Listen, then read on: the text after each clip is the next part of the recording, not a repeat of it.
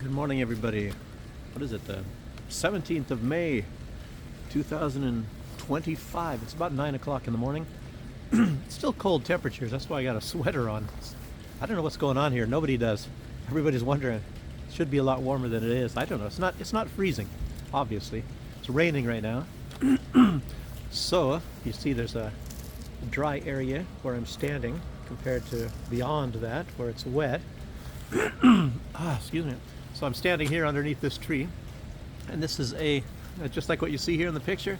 It's a Schwimmbad in German, or a Bassin, I think is what they call it. Swimming pool, swimming area in Russian. But in any case, I don't know if I'll be walking anywhere. It's not raining really bad, but there's hardly any places where you can stand. I've noticed over here where there's a lot of cover from the rain, so unfortunately, that's why I'm here. A lot of people are just coming by, going swimming. I don't know, like maybe the entrance in the back. I don't know why they're going in that way. Maybe there isn't one up in the front side of the building. Weight machines, well, not even weights, exercise machines. Maybe I can walk back here. Might be a little bit wet. I'll show you before I start talking. I'm on my video here from there in the corner. I don't know, I have to get close, I guess. You guys couldn't see it with the wide angle lenses on these cameras. But we can talk a little bit about this, I don't know, it's turned out to be like some kind of a peace agreement out there in Istanbul, which I knew, and I think a lot of people were knowing that as well. Zelensky is not serious, and I think Putin knows that. And maybe Zelensky is partly right when he said, he wanted higher ranking people to be going there. So anyway, here's some sort of weight machine things. Nobody's going to be here now. The rain, basketball court, garbage cans. Anyway, okay. But there's something to say about the chief negotiator that Russia sent there, and I'll get to him in a minute. But no, nothing is going to become of this, and I think, Zelensky, he's trolling. He's trolling Putin and saying, well, Putin wasn't there, and he was acting like he was ready to go there. He wasn't ready to. He knows that. You know, I mean, I don't know.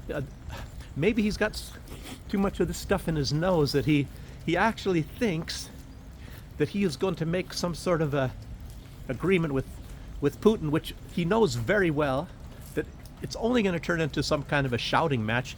They're not ready for negotiations, either side for the most part, but Russia is still firm on exactly the entire time of what they are saying, and the provocations, as you all know, were all coming from Ukraine. They're the ones that started it, the West, Joe Biden, all of these people, they're the ones that started this war, and Russia is finishing it, and Zelensky's trying to act like he won. You know, he's trying to get everybody possible to gang up on Russia. All the money, I mean, as you know, the big sucking sound, but it's never going to be enough money anyway. And I'll tell you what, even if it did turn out his way, he's going to still be begging for billions and billions and billions of dollars for the entire time where he's going to be in there. And the next person, and the next person. Ukraine is nothing but a big vacuum cleaner full of world money. It was sucking all the money out of Russia and the entire Soviet Union during those days. And you know, it's strange because they had a lot of success. A lot of these factories and nuclear power plants and all that was built in those days. So they were sucking it out of them. Oh, here's somebody parking here. Why is this crap always happening here? Anyway, right where I'm standing, like traffic jams or something. But anyway, yeah, nothing's going to come of it. Even if Trump gets involved, it's not like Trump has got some kind of a magic wand or whatever the deal is. I don't know if he's got some sort of a secret plan. He'd have to have something really secret.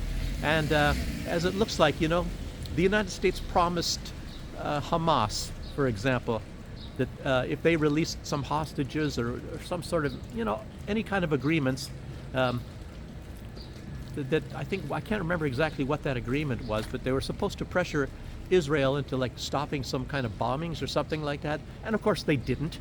So in other words, you know, they didn't do anything. So Hamas made a deal with the U.S. and the U.S. didn't carry through with it.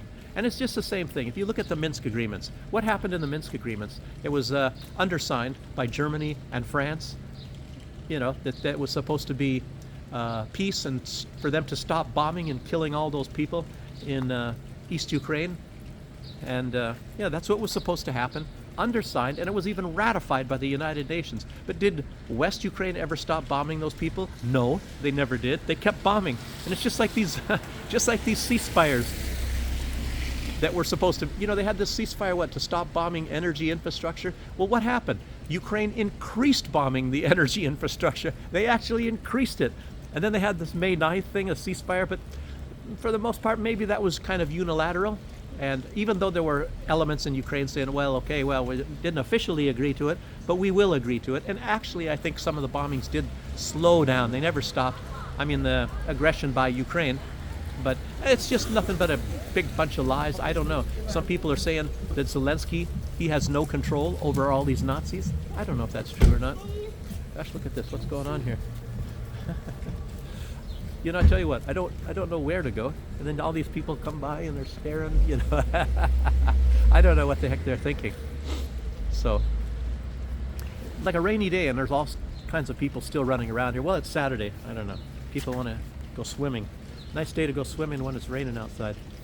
Okay, let's keep going on this stuff here. Okay. But some guy's staring at me there. Oh, he's on the phone. I don't know. But some of these people, they have some kind of guts, you know, staring at you, you know, you're doing something.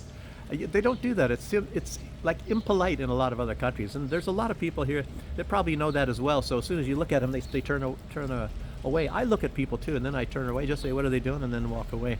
I mean, we all do that. But a lot of people here in this country, I don't know. It's maybe not part of the culture to just look and then turn your head away and let that person just do whatever the heck they're doing. So a lot of them just keep on staring, especially the older generations. It's not like that in a lot of other countries. Just had to throw that in. Okay. But let's go now anyway. Let's talk about this stuff going on in Gaza. As promised, Israel has been now launching another big, massive attack. You know, remember when Netanyahu says, we've almost finished and this and that, but yet it keeps going and it keeps going and it keeps going.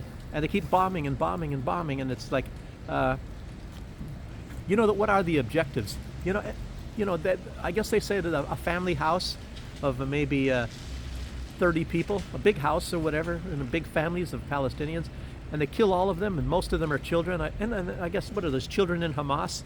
But it's not, for example, like Russia. Russia doesn't do that, even if they're accused of doing that. They don't have any evidence. Russia doesn't go around and bombing Ukrainian houses and things. They never do that. They hit military targets. And even though those the Ukrainians try to use humans as shields in such a way, not as much as the Israelis, of course. The Israelis, they tie somebody onto the hood of their vehicles or tanks or whatever, and then drive through cities to make sure that nobody is going to attack their tanks. And they put somebody right in front of them when they barge into and kick in doors of places so that the Palestinian gets shot before they do as a human shield. But that's the most moral army in the world, so you're not allowed to be talking about that stuff. So, but by, it was yesterday, a huge amount of bombing. I didn't even know about. Of course, compliments from the United States, all these big bombs. Compliments mostly from Donald Trump, because he likes to give the big bombs to Israel. You know, but he wants to stop the killing, knowing exactly what Israel's going to be using these big bombs for. So they're bombing entire neighborhoods. They had one, it was a huge big place. It was nothing but thick and smoke and all that. They showed from a distance. Huge area. It was an entire big neighborhood. Huge neighborhood. Bombed all of the houses out on there. All the apartment buildings.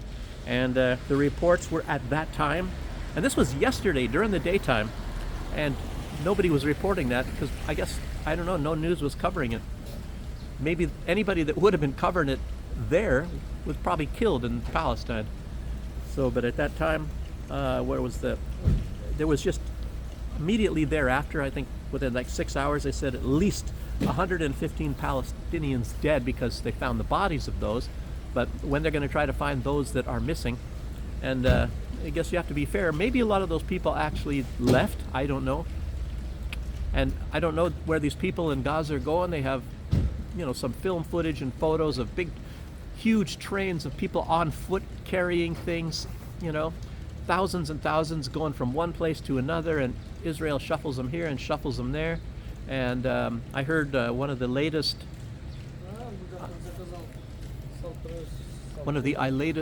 ideas for Donald Trump is to send them to Libya.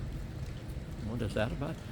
But I don't know. There's rumors that they found places for some of these, and of course they want to move them out, steal the land, of course. Oh, they can come back if they want, as long as they have a couple $1 million to buy a little apartment or something from, Donald Trump and all those people. But in any case, they talk about, isn't that called ethnic cleansing? Jeez, right in front of your face. And but Donald Trump says, well, it's going to be a beautiful area, so it doesn't matter if you dispossess these people of all their homes. They might have paid their entire lives for it and built it 3 times over, as Israel keeps bombing and bombing that. Some of them do. That's the 3rd time they rebuilt their houses. But they don't have to do it now, because Donald Trump is going to move them. He's going to give them a free transportation to one of these places and then dump them off somewhere and say, okay, see if you can make a living somehow now. Yeah, that's the compassion of a lot of these people from the West. And yes, unfortunately, that does include Donald Trump. Donald Trump might be better than most of these people, but he's not very good either. It makes you wonder if there is anybody in politics that is worth anything. Yeah, that guy, it's kind of strange when you're walking. Maybe this happens everywhere. You start walking, there's somebody coming towards you, and then they switch directions to head directly for you. And it makes you wonder, what the heck are they doing? It's like they don't see you. Sometimes they're on cell phones, obviously. All sorts of people. And you got to watch out of the way, get out of the way for them, because they're on cell phones. They have priority, apparently. But anyway, so what else is going on here? Yeah, and that was after 6 hours after, I think, the bombing. It was they found this. And there's going to definitely be 200 people. It might even be more hundreds. Oh, it's not very dry here. My ink is getting smeared from the raindrops. Let's see if I can hurry up and do this before I can't read anything. Yeah, and Netanyahu, he says the objective is to get Hamas to release the remaining hostages. And maybe if he's lucky, he can kill a lot of the hostages. Boy. And of course, he said defeating Hamas, which that was something he had been saying for a long, long time. And it's not been really going that well, has it? There's probably just as many Hamas as there was when he started all this. And of course, as you all know, been put out many, many times, Hamas are not the terrible, terrible creatures that they're trying to make us think that they are. Gosh, these drops. I gotta stand right under here. Looks like it's a dry spot here. Okay. Oh, they said also now the idea is again to move all these Palestinians to south of Gaza. And they had operations, kill a lot of people in South Gaza as well.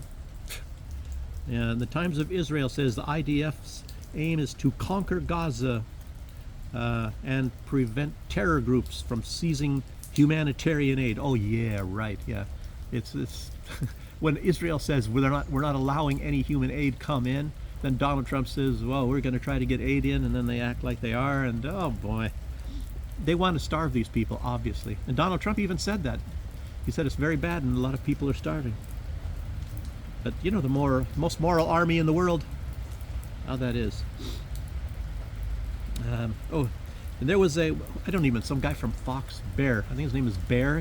Trump was having some sort of a interview with this Bear. Brett Bear, I think his name is. I don't watch any of these stuff. I just know them from seeing these clips sometimes on the, and on Telegram. But Trump, again, he said Zelensky is the greatest salesman in the world, and it's really weird. It's really weird. You call somebody the greatest salesman in the world, and yet you're the victim of that, and you keep on doing it. You keep on sending the big money and all that. And remember when Trump came in, he said he's going to end this war? Everybody, virtually everybody, was saying, well, how do you end this war? You stop funding it. You stop funding the freaking terrorists, but Donald Trump keeps the money going, keeps the weapons going. So it's like, is he serious as well? Well, yeah, maybe he is, but he wants it to be solved in great favor to Ukraine.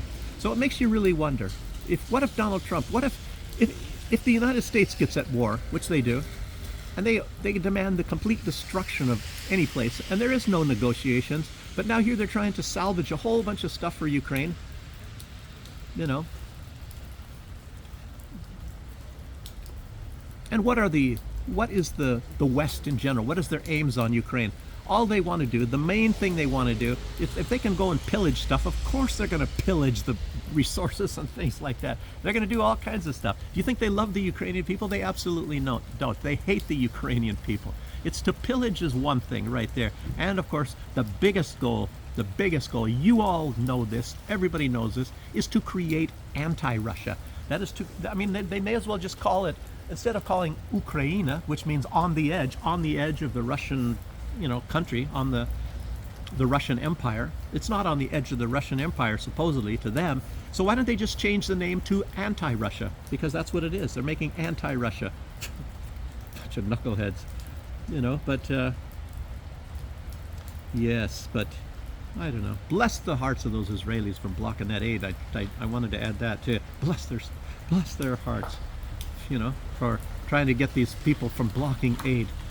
Hamas, that's why they're so popular, because they block humanitarian aid to their people. Right. Yes, again, here. I mentioned yesterday also, as far as what I just said about Donald Trump and Zelensky and all that, and this, I have to reiterate again, this Hungarian political analyst, he said that the tactic that, as far as these negotiations are concerned, and anything that Zelensky ever does, his tactic, and this guy said it's brilliant. He said it's brilliant by Zelensky. His tactic, as what Trump calls him, the greatest salesman on earth. Zelensky's tactic is to put on a green T-shirt and go say how humble I am, Mr. Macabre. Just like Uriah Heep. Uriah Heep did that in Charles Dickens, and whining. I don't know. So he whines and plays Uriah Heep. Oh, we're so humble, we're so humble, we're so humble. Give me money, give me, die, die, die, die. And then, of course, when he gets the money, he always comes back, well, it's not enough, And they just keep on flowing and flowing. And he's going around to all kinds of various countries, getting $2 billion here, $3 billion over there. And like Donald Trump said, every time he came to the United States, he would get $100 million. He'd get friggin' more than $100 million. He had every month, he'd get $250 million, if he left Ukraine or didn't leave Ukraine. It's when he goes to the United States on these trips, that's to create, the big, what do you call it, the big pot for the next year. So it's always another $2 billion. And it's not like he gets $2 billion right there on the spot. So he gets this $2 billion, and it comes every month, like in the form of $250 million. Just so you guys don't misunderstand that. So whenever you're hearing about another $250 million or whatever like that and stuff going to Ukraine, it's already money that they agreed on earlier, coming out of a big pot of $2 billion or, $5 billion or whatever the deal is. And it's just probably the same as what they do in the European Union. I can't speak so much for them. So anyway, yes indeed, but whining and complaining. That's interested. And of course, at the same time, as the money keeps flowing to Ukraine, Donald Trump is threatening Russia. So is he actually neutral? Is Donald Trump? Anyway, he said crushing sanctions. Basically, he's warning Russia, you do what I tell you. It's strange, he doesn't have any threats like that of Zelensky. He just has comments like the greatest salesman on earth, and it's like some, I don't know, derogatory insults, kind of. They're not even that bad of insults. But yet, for Russia, he has threats of crushing sanctions, all sorts of things. And then you have the threats from the European Union, and they're doing their actions. Like they said, the biggest goal with the Navy is to turn the Baltic into a naval lake, so Russia cannot send any of their ships. The future is to try to cut off Russia. The United States is definitely going to be involved in that. Now, do you think Russia is just sitting back and saying, oh, woe is me, woe is me, woe is me? No, they're not. You know what they're doing? They're creating better weapons. And these people that are going to be trying to cut off the Russian ships, block the Russian ships, there's going to be some consequences. And I'll get to that too, and I get back to that chief negotiator for Russia in Istanbul. who's not such a slouch after all. So, okay, let's see. Let's see. Money, I already. Anyway, I already said this stuff here. But, okay, let's get to this guy. Let's get to this guy. I was talking already about him. His name is Medinsky. It's a guy I never heard before. Like I said, Zelensky, he makes a good point when he says, oh, these are not, he wants like some like Lavrov or some big shots to go there. But that doesn't mean, you know, whatever Russia does, Zelensky's going to be playing it. He plays it with the media, and everybody sees that. And that's why some people call him like a media clown. So that's what he does. And that's what he did with Donald Trump and all that. And that's what he would want to do if he had direct negotiations with Putin, if he would even show up. Or he knew that Putin wouldn't show up, and he was not going to show up either.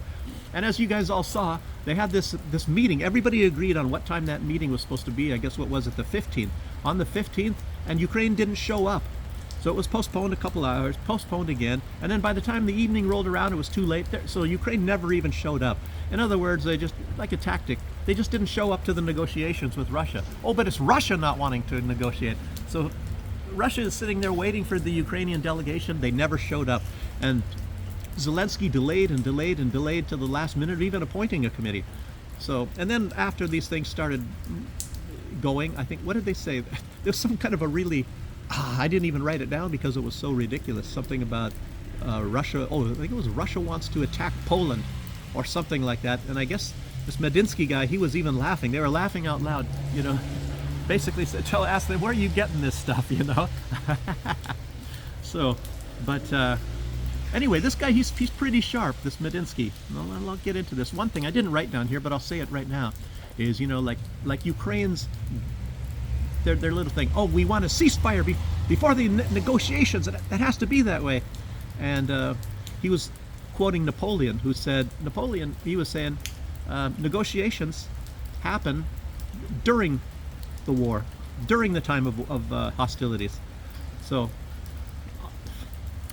and it was just, everybody knows it was a trap. They're trying to trap Russia. And if they call some sort of a ceasefire, and then of course they run the press, and nobody will report of any violations from Ukraine, and they will be violating it. The ceasefire, they'll still be bombing. Not only that, if that was indeed a plan that they were going to work, and they definitely had that considered, is to send in a whole bunch of troops and weapons from Western Europe during a ceasefire. That's why Zelensky wanted a 1 month ceasefire. He didn't want like a 3-day ceasefire, nothing like that. He wanted 1 month. And these guys were poised and ready to start sending equipment and troops and re-equipped everybody on the front lines and everything. And that's, you know, they did that in the Minsk agreements anyway, but it went on for many years. And Merkel, Hollanda, Petro Poroshenko, all of these three leaders, they said that they had no intention of obeying Minsk, that they wanted to use the time to continue to build up a big and powerful Ukrainian military to go against the Russians. So, how things, what do they say? Repeat. History repeats itself. Oh, no, it doesn't, but it rhymes a lot. Oh, come on. It rhymes and it repeats. It's really weird. These people that say this kind of crap, they just want to come up with some kind of clever little thing and say, oh, wow, that's good. That's logic. Okay. So,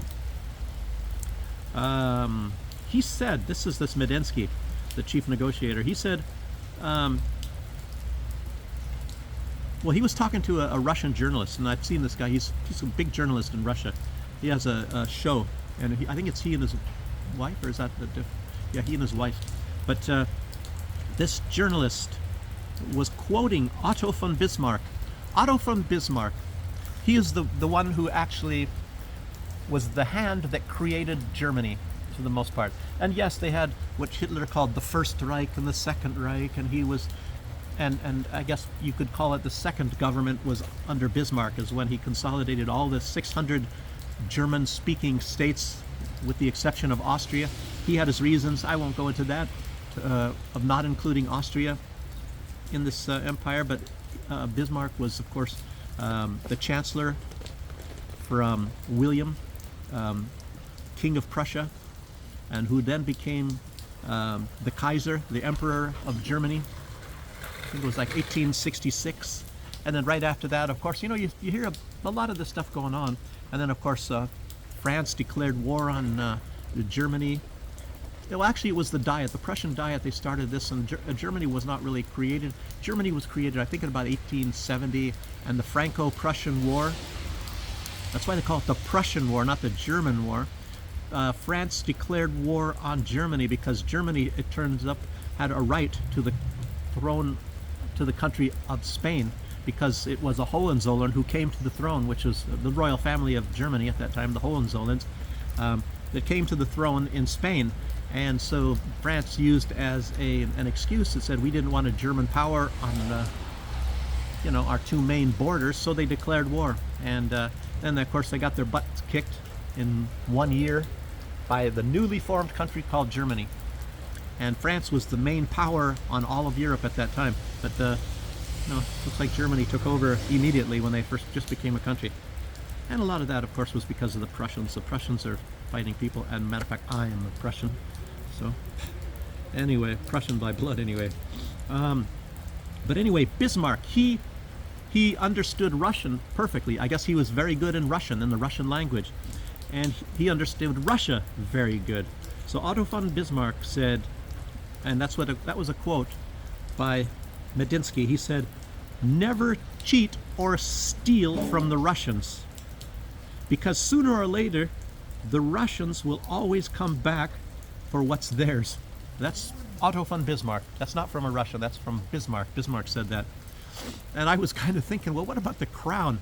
I think the British, they stole the royal crown of Catherine the Great. The one that founded Odessa. Wait a minute. Odessa is in Ukraine. You got to watch that one too. But anyway, the British have, I don't know how many crowns. Elizabeth, I guess she wore it on occasion as well.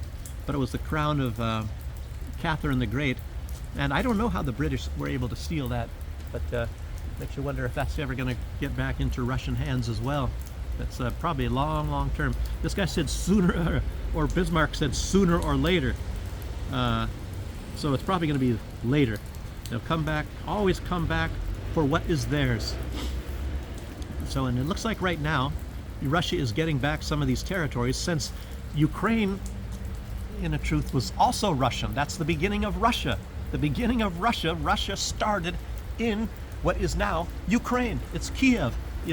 I would think that, like I said in other videos, well, why doesn't Ukraine just say that's not Russia? And maybe Donald Trump can rename that. He's trying to rename the Persian Gulf now into the Gulf of Arabia, just like he renamed the Gulf of Mexico into the Gulf of America. Now, why doesn't he just, also come out and rename Russia and maybe call that Ukraine, and maybe call Ukraine Russia, because that's the first time they started calling them Russians, is when the Russian administrative government was in Kiev.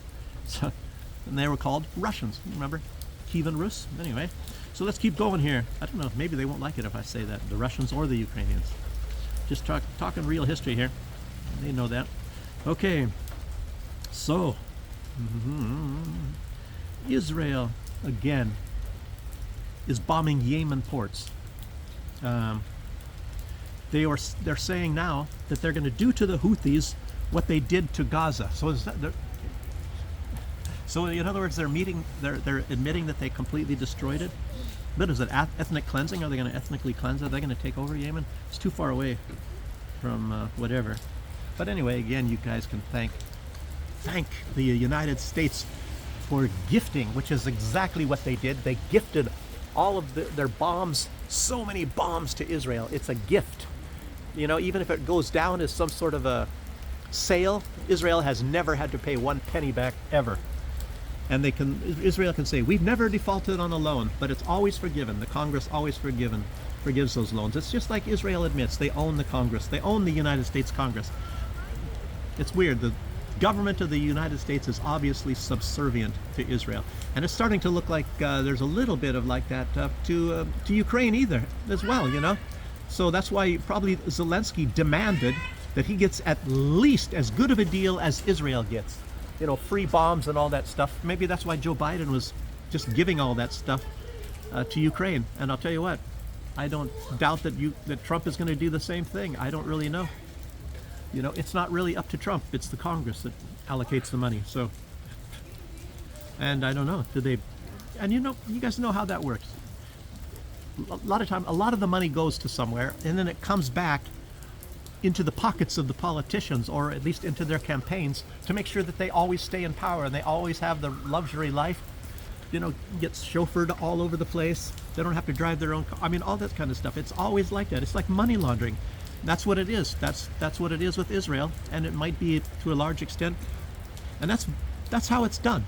You send billions to Ukraine. Lots of it comes shoveling back. A lot of it never even went to Ukraine. A lot of it on the way, of course, went into congressmen's pocket. I mean, I'm not saying corruption into their pockets in a way where, not necessarily, or not always, and not all of it. They get bigger paychecks. They get put on some committee probably, which gives them an extra paycheck here and there. They get paid per diem. They have they get a good salary in Congress, but how they do it in governments is, you know, when you go on some sort of a trip somewhere, that's why they like to go on the trips, and they get, you know, lots more money for the hotel. Even if there's some left over, if you didn't pay that much for the hotel, well, I guess you get to pocket that money, things like that. Per diem. Oh, entertainment. They get entertainment allowance, believe it or not. I've seen it myself, that they get that.